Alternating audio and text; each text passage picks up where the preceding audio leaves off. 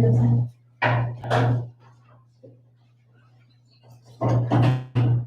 morning. We are here to talk about what we believe to be an apparent homicide, that of Jasmine Beatty. Jasmine was a 28-year-old woman, came to Framingham from Rhode Island, had for the past few years been a part of the Framingham community. She was a beloved daughter, graduate of the University of Rhode Island, like so many of us working remotely up here in Framingham during the pandemic. While we are in fact awaiting a ruling as to the cause and manner of Jasmine's death from the Office of the Chief Medical Examiner, based on the evidence that we have gathered so far, the nature of the injury suffered by Jasmine, which was a significant slash wound to the back of the neck. We are investigating this as a homicide. We know that for Jasmine's family and the people who loved her, as they struggle with the impact of her loss, they are looking for answers to the question about what happened to Jasmine. We know as well that residents of the community, the apartment community where Jasmine lived, as well as of the city and the area, are looking for those answers. I'm able to tell you today what we do know, keeping in mind that we are very early in this investigation, what we will be doing going forward, and what we are asking the public to help us with and how to respond. Beginning with what we do know, we know that 2 days ago, a man known to Jasmine made a 911 call to the Framingham Police Department to report her death. When police arrived at the scene, they found Jasmine suffering from the obvious traumatic injury, which I previously described. Immediately, the Framingham Police Department, working with state police assigned to the Office of the District Attorney, began an active investigation as to what had happened. That has included police canvassing the area, interviewing numerous individuals, looking across the area of the apartment complex for surveillance video. We know that there are no cameras on the property itself, so we're looking in surrounding areas for video that will hopefully be helpful.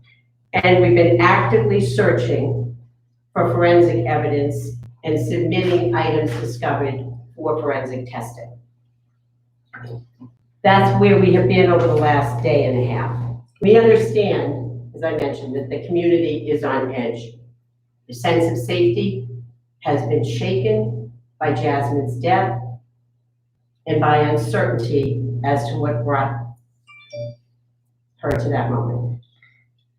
Right now, unfortunately, we are not able to say in these early stages whether this was a random attack or was committed by someone known to Jasmine. That is particularly troubling for the residents of the Halstead apartment complex where Jasmine lived. We know that what we are saying today, while it provides information, does not restore the sense of security that we all so desperately seek in our home. We are encouraging members of the public, particularly those living in that area, to remain vigilant, to take normal safety precautions, locking doors, keeping lights on, that sort of thing, and do not hesitate to report anything that seems unusual or suspicious in that area. Framingham Police will be providing an extra presence. In addition, as our officers are continuing that active investigation, people have seen and will continue to see an increased police presence in that area.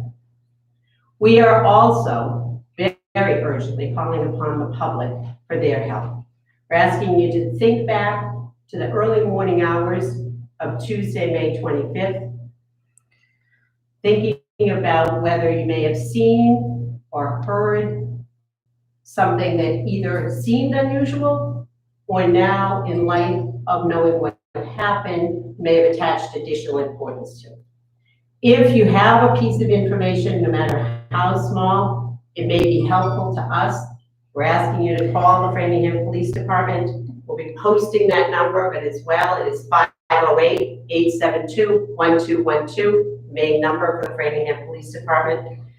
We are committed, as this case moves forward, to continuing to provide both to Jasmine's family and to the community updates as we have those. And we understand fully that for everyone, those updates and additional information cannot come fast enough. And finally, Jasmine's family has asked that their privacy be respected in this very difficult time as they deal with the loss of their beloved daughter. I'm now going to turn the podium over to Mayor Spicer, the mayor of the city of Framingham, who will address the community impact, and then we'll be happy to take a few questions. Thank you.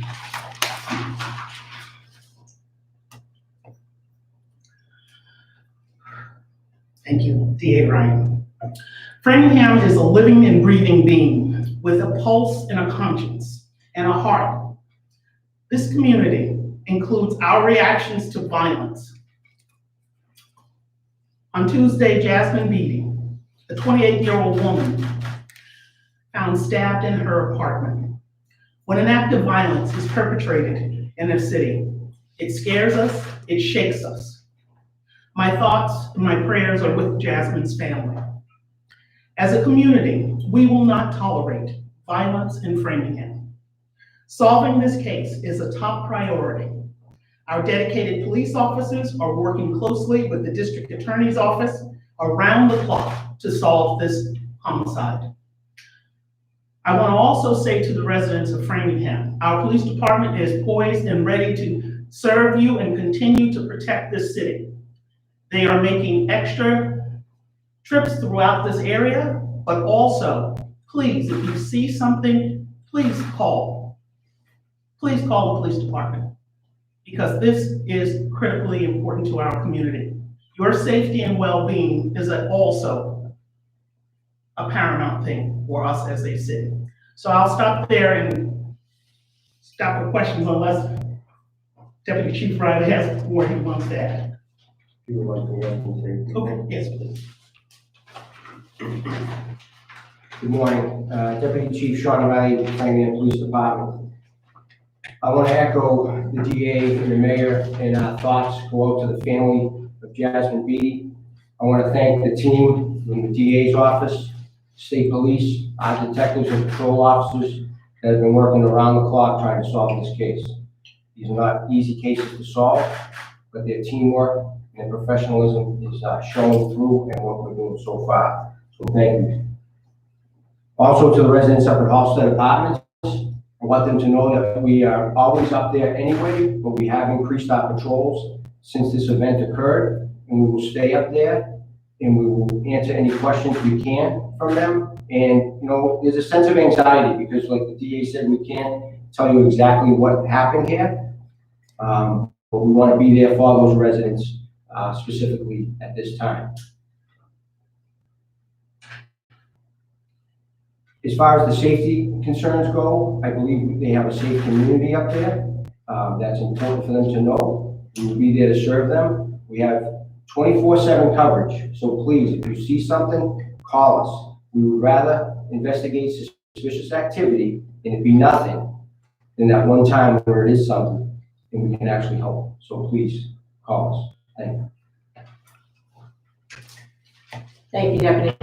And now, keeping in mind that we are in the very early days of this investigation, I'm happy to take a few questions.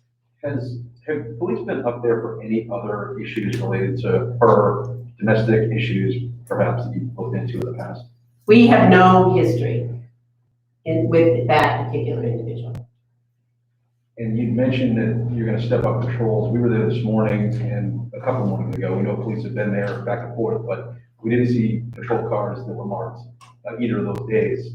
Is this ramped up enforcement started, or is it going to happen next? I think, as the deputy indicated, there's been a significant police presence there since Tuesday as we're working. That will continue as the officers are doing their actual work, continuing to search, as I mentioned, for surveillance video in the area, forensic items that we may take for testing, and the city is committed as well to providing additional patrols in that area.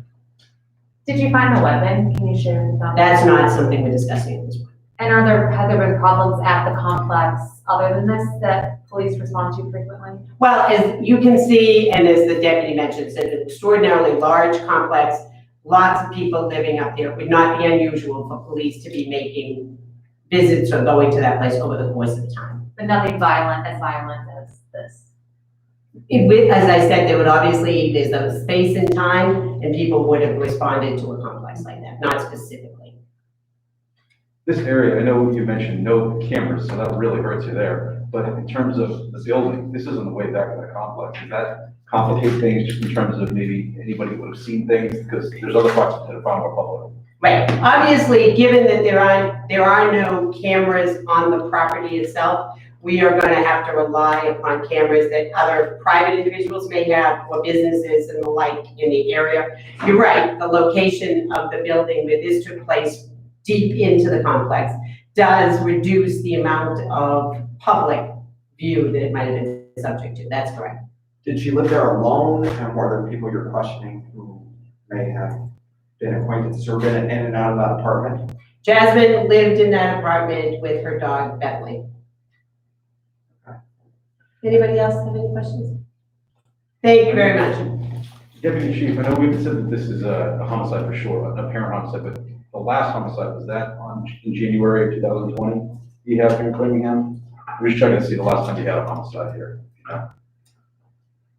We can get that information from you. Megan will be happy to get that for you. I have a question. Thank you. I have a question. In Framingham, we reported the Daily News that the past year and a half, that if this is a homicide, it would be 4 in the city in a year and a half. So wanted to hear from you and also the mayor on your thoughts about the safety in Framingham. So it's always good to speak when we actually have the number. We'll be happy to get that number and address that question. I assume the mayor will as well.